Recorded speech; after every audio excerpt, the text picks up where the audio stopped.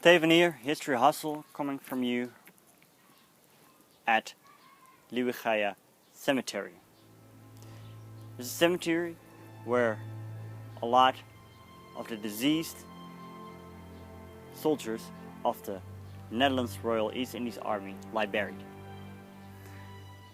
Now, these men did not die in battle, they died after the battle. When the Japanese conquered the Dutch East Indies and the Dutch colonial government surrendered in March 1942, these POWs were put on transport in overheated train wagons or ships where they could be torpedoed by the Allies, or they were put on death marches.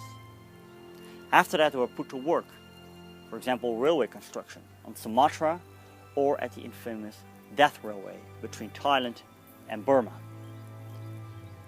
or in the mines of Japan. Wherever they were put to work, the conditions were horrendous. There was lack of food, there was no medical care. The work was exhausting and very dangerous, and for small offenses there was brutal punishment by the Japanese. Many of these POWs did not survive the camps. But it was not only the POWs who were sent to camps. The Japanese wanted to extract Western influences from Asian society. So therefore also the Dutch civilians were interned. First the men, then the women and children. The conditions in these civilian camps were also very, very bad. There was lack of water, there was lack of food, lack of medical supplies, and some of these camps had very sadistic Japanese officers. Most infamous is Officer Sonai, who ran the Chidang camp at Batavia. And don't forget the diseases that were spread in these camps.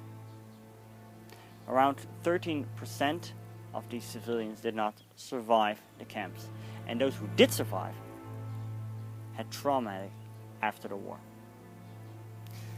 It's hard to say what the goal was of the Japanese with these civilian camps on long term, because it never came to that. In August 1945, atom bombs were dropped on Hiroshima and Nagasaki, and the Japanese government surrendered. And now, the civilians in the camps were free. But the threat and the danger was not over, because now the danger came from outside. I'll talk about that in next video. Don't forget to subscribe, and I'll see you next time.